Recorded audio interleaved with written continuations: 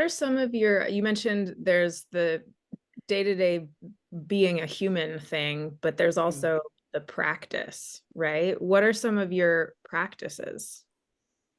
I mean, I can just be pithy and say, oh, it's like meditation, but I think we have a really poor idea of meditation in the West because it's been turned into like mindfulness, right? It's like we do meditation to be saved or to get a better job or to find a better partner, to have a better life. Essentially, we in the West, we're trying to do meditation to like win a prize, to like win the lottery of like material reality. Like if I meditate, all these material benefits will happen for me. And I think that like whatever gets you through the door, you know what I mean? Like if that's the carrot, to the stick, then we have to accept that that's how some people show up to the practice for real. Like I just want a better life. So you just show up. But I think, it's changed for me over the years because I'm into it. I mean, I'm not into it as a kind of way to get a reward. I'm into it because the fundamental state that happens during practice is more peaceful. It's like the state itself is the reward. Um, and that requires a kind of dedication and endurance and a training mentality, a mindset, because we're so often doing that thing again where it's like in the future I'll be better, I'll be okay. If I get this thing, then I'll be. It's the if then problem. If then, if so and such happened, then I'll feel X Y way, right? And that's just a trap. It's a trap of perception to be like out of the present moment. Um, and thinking that the things that you want are somehow out of the present moment. They're always away, future, past, away. Well, it was better when, or it will be better when. It's like, oh, yeah. Um, so for me, it's all about view. If you have the right view or the right story, if you have the right story, you can kind of use any method, almost anything. Dancing, singing, playing with your kids, watering the plants, drawing a picture. Like, I'm serious, like, it gets real wide really fast. If you have the right story and the right mindset and the right view, you can kind of enter the door anywhere. It's like the gate appears and you're like, oh, right, I have to walk through that gate again. Okay. And there's always this bit of like warming up the warming up the engine feeling, on a cold winter. You're like, oh, oh God, I gotta do this thing. And then once you're there, almost any method works. And then you find maybe structures or forms inside that methodology that sort of work for various functions inside that. Like if I feel too anxious and I go into practice, I will do some methods that will reduce that feeling of anxiety. But if I want to achieve maybe a state of some other state of feeling, I will have other methods that sort of you tweak the dials on the machine a little bit. You're like, oh yeah, I want that. And that's a kind of work, that's a kind of moving target, right? You're not like, you can't really predict it on a certain level because prediction is kind of the enemy of this game.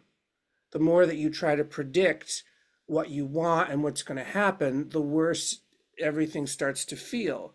So you have to have these sort of instructions pointed out over and over in the story so that you can remind yourself, oh, look, I'm doing that thing again where I'm kind of predicting, and I know that that doesn't work. So let me, you have to kind of manage your own shit at a certain level, right? Well, it So, seems like it's yeah, like fighting our basic human instinct because the brain survives based on prediction. that's right. That's the whole thing. And this also gets into sort of like my work with addiction. So prediction and addiction are very similar. Um, we become addicted to predicting. on a certain fundamental level, which causes a kind of exhaustion and contraction in our system.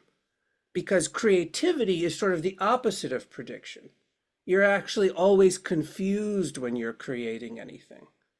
Like I don't know what kind of art you do, but I do a bunch of different kinds of art, and I'm always just confused and annoyed and frustrated, but I know that that's part of the game. If I think that that's not part of the game, it's going to get really it's going to not work in a certain way. And I'm going to not create art because I didn't face the difficult feelings. Um, yeah. So this prediction mechanism of demanding certainty from the universe in order to survive, and then predicting all these various threats that could happen at any time is actually extremely costly process that our brains and nervous systems go through just on a kind of calorie level, cortisol and burning up our chi, and just from any perspective of any medicine, Chinese medicine, Tibetan medicine, it's an extremely costly endeavor to continue doing this habituated way of seeing the world. Um, and so just like a dirty addiction that has diminishing results, but we keep going back to it for some reason, it's the same process that appears as other issues, all the time. So prediction is really prediction and addiction and the frustration of creativity, like the oppression of creativity, is sort of what we have to constantly manage in the process, because the culture is set up to frustrate or oppress our creativity. It's set up for that. So we're in a bit of a pickle, because as much as we can get into this idea of self-development, at a certain point, it hits its end before you get to liberation. There's only so much self-development one can do before it turns into collective development. It has to at a certain point in the practice, even if you still have self-care routines. It's not a either or process, right? It's I do my self-care for the benefit of others. And that could mean a lot of things. Like I do it for the people who can't do it because they are oppressed from doing it. I do it for the people who need it in some way, like may my self-care somehow make it easier for them to be able to have it, whatever that means. Um, and just on just a very ritual level, it's like knowing that we are all completely and intrinsically, totally inseparable. Like the whole universe is inseparable from itself. In that state, then when I do my practice, it's not mine. I'm doing practice as a holistic version of the universe. So therefore, I have to show up now. Right? So my meditation benefits this idea of the self to a certain degree, but then it also negates the self and opens us up to what is maybe really happening. Right? And so for me, meditation is this sort of cracking open of the flower, of the flower doesn't exist without the soil, without the mushrooms, without the rain, the sun, the blah, blah, blah, the nutrients, the bugs, all of it, right? So that means me too. And that means you too. And that means us too. And we have to kind of do this weird little expansion thing that hurts a little bit. But that hurt too is part of the gift. So we have to keep, okay, whew, yeah, it's okay. We do this little self-talk game, but ultimately there is no flower. as a sort of singular entity separate from this whole ecosystem of being, right? So for me, meditation is both the beginning of that process and the end of that process, which is I just feel like shit, I need to take a bath, all the way up to prayer and through prayer and ritual towards something that is sort of maybe even beyond prayer and ritual, which is just like the feeling of connection and the fact that what I do actually affects more than me. So that changes my priorities and my way of thinking about it, right? And of course, you're not in that state all the time. But if you have a practice that not just gets you to that state, but that's like the target. You're not fooling yourself.